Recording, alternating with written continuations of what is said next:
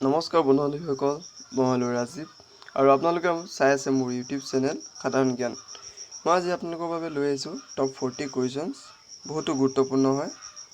আহক অতি পলম নকৰাকৈ প্ৰশ্নকেইটা আৰম্ভ কৰোঁ। ঘূৰণীয়া মেজমেলত অংশগ্ৰহণ কৰা প্ৰথম অসমীয়া গৰাকী কোন? অপশ্যন দিছে চন্দ্ৰধৰ বৰুৱা, লীলাধৰ বৰুৱা, হেমচন্দ্ৰ গোস্বামী, চন্দ্ৰকুমাৰ আগৰৱালা। ইয়াৰ ভিতৰত শুদ্ধ উত্তৰটো হ'ব চন্দ্ৰধৰ বৰুৱা। 2 নম্বৰ প্ৰশ্ন, অসমৰ পৰা কোনে দাণ্ডি যাত্ৰা বা দাণ্ডি মাৰ্চত যোগদান কৰিছিল? ইয়াত অপশ্যন দিছে হেমচন্দ্ৰ গোস্বামী, চন্দ্ৰকুমাৰ আগৰৱালা, লীলাধৰ বৰুৱা, চন্দ্ৰধৰ বৰুৱা। ইয়াৰ ভিতৰত শুদ্ধ উত্তৰটো হ'ব লীলাধৰ বৰুৱা। 3 নম্বৰ প্ৰশ্ন, প্ৰথম অসমীয়া ৰোমান্টিক কবিতাটোৰ কবি কোন? অপশ্যন দিছে চন্দ্ৰকুমাৰ আগৰৱালা, হেমচন্দ্ৰ গোস্বামী, যতীন্দ্ৰনাথ দুৱৰা, চন্দ্ৰধৰ বৰুৱা। ইয়াৰ ভিতৰত শুদ্ধ উত্তৰটো হ'ব চন্দ্ৰকুমাৰ আগৰৱালা। 4 নম্বৰ প্ৰশ্ন, কোনগৰাকী কবিক অসমীয়া সাহিত্যত শেৱালি কবি বুলি জনা যায়? অপশ্যন দিছে ৰত্নকান্ত বৰকাকতি, যতীন্দ্ৰনাথ দুৱৰা, হেমচন্দ্ৰ গোস্বামী, চন্দ্ৰকুমাৰ আগৰৱালা। ইয়াৰ ভিতৰত শুদ্ধ উত্তৰটো হ'ব ৰত্নকান্ত বৰকাকতি। 5 নম্বৰ প্ৰশ্ন, অসমীয়া কাব্য জগতত যতীন্দ্ৰনাথ দুৱৰাক কি কবি বুলি জনা যায়? ইয়াত অপশ্যন দিছে শেৱালি কবি, অগ্নি কবি, বনফুলৰ কবি, চনেট কবি। ইয়াৰ ভিতৰত শুদ্ধ উত্তৰটো হ'ব 3 নম্বৰটো বনফুলৰ কবি। 6 নম্বৰ প্ৰশ্ন, অসম সাহিত্য সভাৰ প্ৰথম সভাপতি কোন আছিল? ইয়াত অপশ্যন দিছে চন্দ্ৰধৰ বৰুৱা, চন্দ্ৰকুমাৰ আগৰৱালা, হেমচন্দ্ৰ গোস্বামী, পদ্মনাথ গোহাঞি বৰুৱা। ইয়াৰ ভিতৰত শুদ্ধ উত্তৰটো হ'ব এইটো পদ্মনাথ গোহাঞি বৰুৱা। 7 নম্বৰ প্ৰশ্ন, কোনগৰাকী অসমীয়া লোকপ্ৰিয় উপাধিৰে খ্যাত? ইয়াত অপশ্যন দিছে গোপীনাথ বৰদলৈ, হেমচন্দ্ৰ গোস্বামী, চন্দ্ৰকুমাৰ আগৰৱালা, ভূপেন হাজৰিকা। ইয়াৰ ভিতৰত শুদ্ধ উত্তৰটো হ'ব 1 নম্বৰটো গোপীনাথ বৰদলৈ। 8 নম্বৰ প্ৰশ্ন, অসমৰ প্ৰথম চনেট কবিগৰাকী কোন? অপশ্যন দিছে হেমচন্দ্ৰ গোস্বামী, চন্দ্ৰকুমাৰ আগৰৱালা, চন্দ্ৰধৰ বৰুৱা, নিৰুদ চৌধুৰী। ইয়াৰ ভিতৰত শুদ্ধ উত্তৰটো হ'ব 1 নম্বৰটো হেমচন্দ্ৰ গোস্বামী। 9 নম্বৰ প্ৰশ্ন, অসম এছ'চিয়েশ্যন কেতিয়া গঠন হৈছিল? ইয়াত অপশ্যন দিছে 1903 চনত, 1904 চনত, 1905 চনত, 1906 চনত। ইয়াৰ ভিতৰত শুদ্ধ উত্তৰটো হ'ব 1903 চনত। 10 নম্বৰ প্ৰশ্ন, অসম উপত্যকা সাহিত্য বঁটা লাভ কৰা প্ৰথম অসমীয়া গৰাকী কোন? ইয়াত অপশ্যন দিছে ধীৰেন্দ্ৰ কুমাৰ ভট্টাচাৰ্য, চন্দ্ৰকুমাৰ আগৰৱালা, চন্দ্ৰধৰ বৰুৱা, ডক্টৰ ভৱেন্দ্ৰনাথ শইকীয়া। ইয়াৰ ভিতৰত শুদ্ধ উত্তৰটো হ'ব 4 নম্বৰটো ডক্টৰ ভৱেন্দ্ৰনাথ শইকীয়া। 11 নম্বৰ প্ৰশ্ন, অসমৰ একমাত্ৰ মৰাপাট কাৰখানা ক'ত অৱস্থিত? ইয়াত অপশ্যন দিছে মৰিগাঁও, নগাঁও, নলবাৰী, গুৱাহাটী। ইয়াৰ ভিতৰত শুদ্ধ উত্তৰটো হ'ব নগাঁও। অসমৰ একমাত্ৰ মৰাপাট কাৰখানা নগাঁৱত অৱস্থিত। মহিলা বিশ্ববিদ্যালয় কোন ঠাইত অৱস্থিত? ইয়াত অপশ্যন দিছে ডিব্ৰুগড়, যোৰহাট, গুৱাহাটী, তেজপুৰ। ইয়াৰ ভিতৰত শুদ্ধ উত্তৰটো হ'ব 2 নম্বৰটো যোৰহাট। 13 নম্বৰ প্ৰশ্ন, অসম সাহিত্য একাডেমী বঁটা লাভ কৰা প্ৰথম অসমীয়া কোন? ইয়াত অপশ্যন দিছে হোমেন বৰগোহাঁই, যতীন্দ্ৰনাথ দুৱৰা, চন্দ্ৰকুমাৰ আগৰৱালা, হেমচন্দ্ৰ গোস্বামী। ইয়াৰ ভিতৰত শুদ্ধ উত্তৰটো হ'ব 2 নম্বৰটো যতীন্দ্ৰনাথ দুৱৰা। তেখেতে প্ৰথম অসমীয়া সাহিত্য একাডেমী বঁটা লাভ কৰিছিল। আৰু কিহৰ বাবে লাভ কৰিছিল যদি প্ৰশ্নটো আহে, বনফুলৰ বাবে। 14 নম্বৰ প্ৰশ্ন, অসমত কিমানটা বিশ্ব ঐতিহ্য ক্ষেত্ৰ আছে? অপশ্যন দিছে 2টা, 4টা, 5টা, 6টা। তাৰ ভিতৰত শুদ্ধ উত্তৰটো হ'ব 2। বিশ্ব ঐতিহ্য ক্ষেত্ৰ বুলি ক'লে 2খনেই আছে, কাজিৰঙা ৰাষ্ট্ৰীয় উদ্যান, তাৰপিছত মানাহ ৰাষ্ট্ৰীয় উদ্যান। 15 নম্বৰ প্ৰশ্ন, অসমত কিমানটা অভয়াৰণ্য আছে? ইয়াত অপশ্যন দিছে 12, 13, 14, 17। ইয়াৰ ভিতৰত শুদ্ধ উত্তৰটো হ'ব বৰ্তমান অসমত 17টা অভয়াৰণ্য আছে। 16 নম্বৰ প্ৰশ্ন, অসমত কিমানটা ৰাষ্ট্ৰীয় উদ্যান আছে? অপশ্যন দিছে 6, 9, 4, 7। ইয়াৰ ভিতৰত শুদ্ধ উত্তৰটো হ'ব 4 নম্বৰটো 7।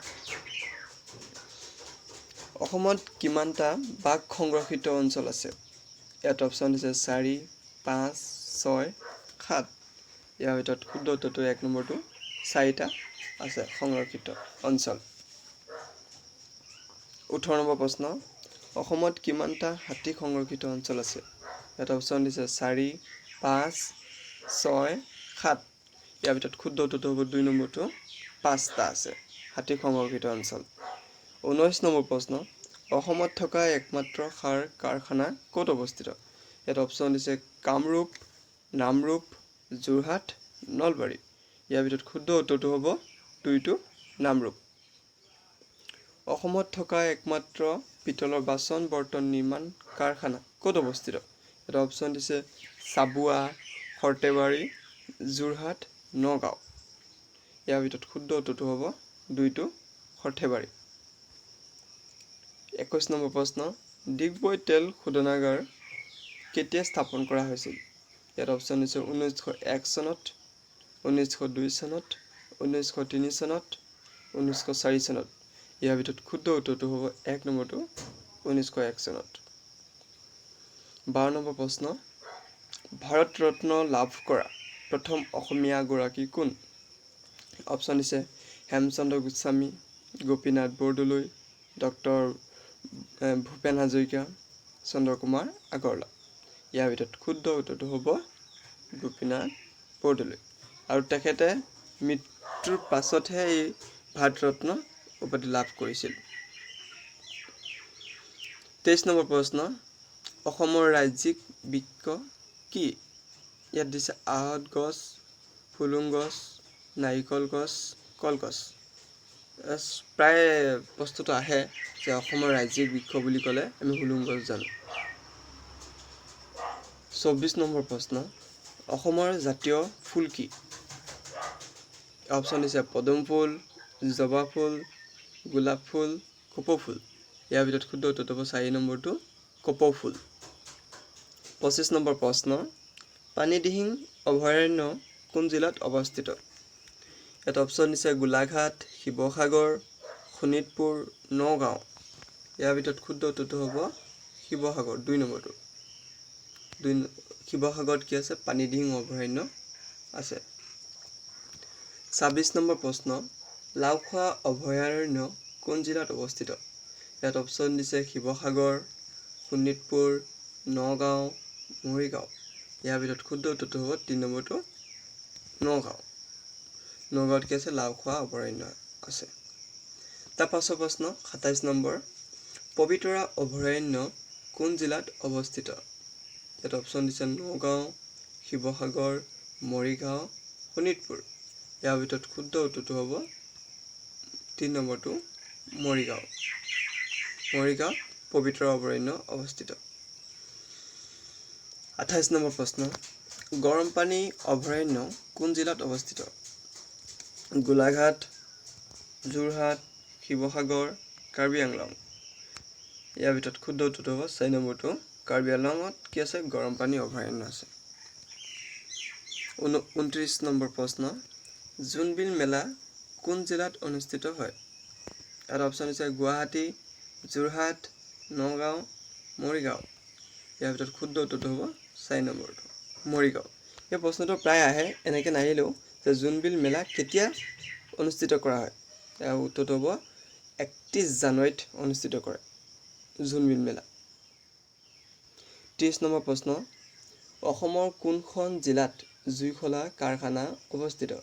ইয়াত অপশ্যন দিছে নলবাৰী, নগাঁও, ধুবুৰী, মৰিগাঁও। ইয়াৰ ভিতৰত শুদ্ধ উত্তৰটো হ'ব 3 নম্বৰটো ধুবুৰী। ধুবুৰীত কি আছে? জুইশলা কাৰখানা অৱস্থিত। 31 নম্বৰ প্ৰশ্ন, হিউৱেন চাঙে অসম ভ্ৰমণ কাৰ ৰাজত্বকালত কৰিছিল? ইয়াত অপশ্যন দিছে পুষ্য বৰ্মন, ভাস্কৰ বৰ্মন, মহেন্দ্ৰ বৰ্মন, ভগদত্ত। ইয়াৰ ভিতৰত শুদ্ধ উত্তৰটো হ'ব 2 নম্বৰটো ভাস্কৰ বৰ্মনৰ কালত কি হৈছিলে হিউৱেন চাঙে অসম ভ্ৰমণ কৰিছিল। চামেলি মেমচাপ কিতাপখনৰ লেখক কোন? ইয়াত অপশ্যন দিছে ডক্টৰ বীৰেন্দ্ৰ কুমাৰ ভট্টাচাৰ্য, নিৰুদ চৌধুৰী, চন্দ্ৰকুমাৰ আগৰৱালা, হেমচন্দ্ৰ গোস্বামী। ইয়াৰ ভিতৰত শুদ্ধ উত্তৰটো হ'ব 2 নম্বৰটো নিৰুদ চৌধুৰী। 33 নম্বৰ প্ৰশ্ন, তলৰ কোনখন দেশৰ লগত অসমৰ আন্তঃৰাষ্ট্ৰীয় সীমা আছে?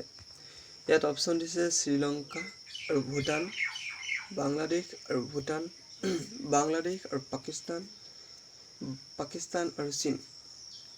ইয়াৰ ভিতৰত শুদ্ধ উত্তৰটো হ'ব 2 নম্বৰটো বাংলাদেশ আৰু ভূটানৰ লগত কি আছে অসমৰ আন্তঃৰাষ্ট্ৰীয় সীমা আছে। 34 নম্বৰ প্ৰশ্ন, জ্ঞানপীঠ বঁটা লাভ কৰা প্ৰথম অসমীয়া গৰাকী কোন? ইয়াত অপশ্যন দিছে হেমচন্দ্ৰ গোস্বামী, চন্দ্ৰকুমাৰ আগৰৱালা, বীৰেন্দ্ৰ কুমাৰ ভট্টাচাৰ্য, ইন্দিৰা গোস্বামী। ইয়াৰ ভিতৰত শুদ্ধ উত্তৰটো হ'ব 3 নম্বৰটো বীৰেন্দ্ৰ কুমাৰ ভট্টাচাৰ্য। তেখেতে কি হৈছিলে জ্ঞানপীঠ বঁটা লাভ কৰিছিল প্ৰথম। 35 নম্বৰ প্ৰশ্ন, অসমীয়া ভাষা উন্নতি সাধিনী সভা কেতিয়া গঠন কৰা হয়? যাক অভা-উ-সা বুলি জনা যায়। অসমীয়া ভাষা উন্নতি সাধিনী সভা কেতিয়া গঠন হৈছিল? অপশ্যন আছে 1988 চনত, 1989 চনত, 1888 চনত, 1889 চনত। ইয়াৰ ভিতৰত শুদ্ধ উত্তৰটো হ'ব 1888 চনত। মনত ৰাখিব, এইটো প্ৰায় আহি থাকে যে অভা-উ-সা কেতিয়া গঠিত হৈছিল বা গঠন হৈছিল 1888 চনত। 36 নম্বৰ প্ৰশ্ন, বহুত গুৰুত্বপূৰ্ণ, মাউণ্ট এভাৰেষ্ট আৰোহণ কৰা প্ৰথম অসমীয়া ব্যক্তিজন কোন? অপশ্যন দিছে বাসেন্দ্ৰী পাল, লীলাধৰ বৰুৱা, তৰুণ শইকীয়া, চন্দ্ৰধৰ বৰুৱা। ইয়াৰ ভিতৰত শুদ্ধ উত্তৰটো হ'ব তৰুণ শইকীয়া। যদি মহিলা বুলি আহে, প্ৰথম অসমীয়া মহিলাগৰাকী কোন মাউণ্ট এভাৰেষ্ট আৰোহণ কৰা, তেতিয়া হ'ব বাসেন্দ্ৰী পাল।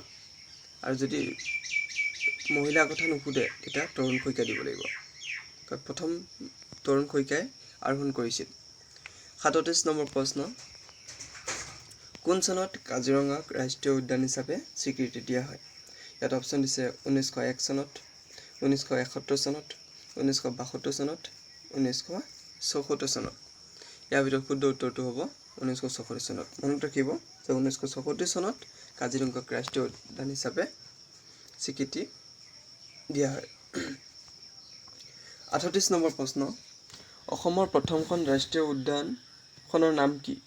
ইয়াত অপশ্যন দিছে মানাহ ৰাষ্ট্ৰীয় উদ্যান, কাজিৰঙা ৰাষ্ট্ৰীয় উদ্যান, ওৰাং বা ৰাজীৱ গান্ধী ৰাষ্ট্ৰীয় উদ্যান বুলি জনা যায়, ডিব্ৰু-চৌখোৱা ৰাষ্ট্ৰীয় উদ্যান।